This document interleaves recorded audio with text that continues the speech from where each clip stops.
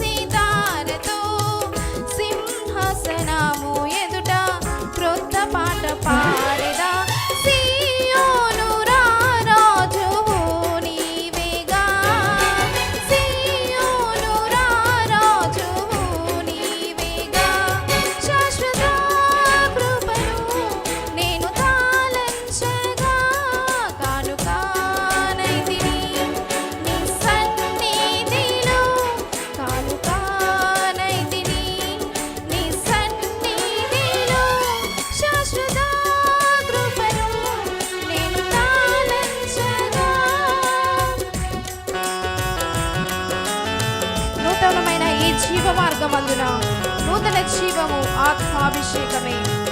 నూతన సృష్టిగా నన్ను మీ మధ్య నిలబెట్టిన దేవునికి స్తుతులు చెల్లిద్దాం.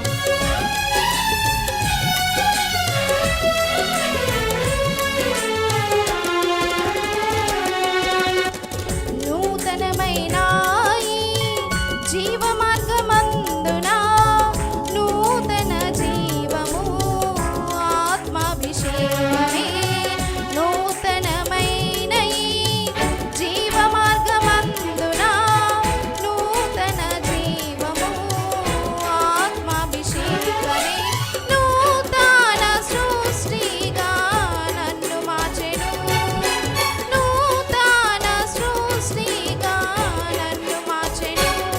శాశ్వత కృపను నేను తాళంచగా కానుకానైతిని నీ సన్నిధిలో. కానుకానైతిని నీ సన్నిధిలో. శాశ్వత కృపను నేను తాళంచగా.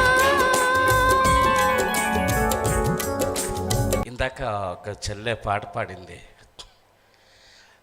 1996లో ఏసన్న గారు, మేరీ అక్క గారు దాన్ని విడుదల చేశారు. ఏం పాట? శాశ్వత కృపను నేను తాళంచగా కానుకానైతిని నీ సన్నిధిలో. కానుకానైతిని నీ సన్నిధిలో. శాశ్వత కృపను నేను తాళంచగా. అయితే దావీదు అన్నట్టుగా 84వ కీర్తనలో భక్తిహీనుల గుడారములు నివసించుదానికంటే నీ మంది రావడం నివసించుట నాకెంతో మేలు అంటాడు. హల్లెలూయా. ఈరోజు ఎవరి బిడ్డలు పాడుతుంటే నా యవన జీవితం గుర్తొచ్చింది. ఎంత చక్కని పాటలు పాడారమ్మా మీరు. ఇందాక పాడిన అమ్మాయి వెరీ నైస్ మా. దయచేసి మీరు ఎక్కువ పెరుగు తినకండి, ఎక్కువ ఐస్ క్రీములు తినకండి. పాటలు పాడినోడు ఇప్పుడు అందరూ కూడా, ఎందుకంటే మీ స్వరాలు చాలా అద్భుతంగా ఉన్నాయి.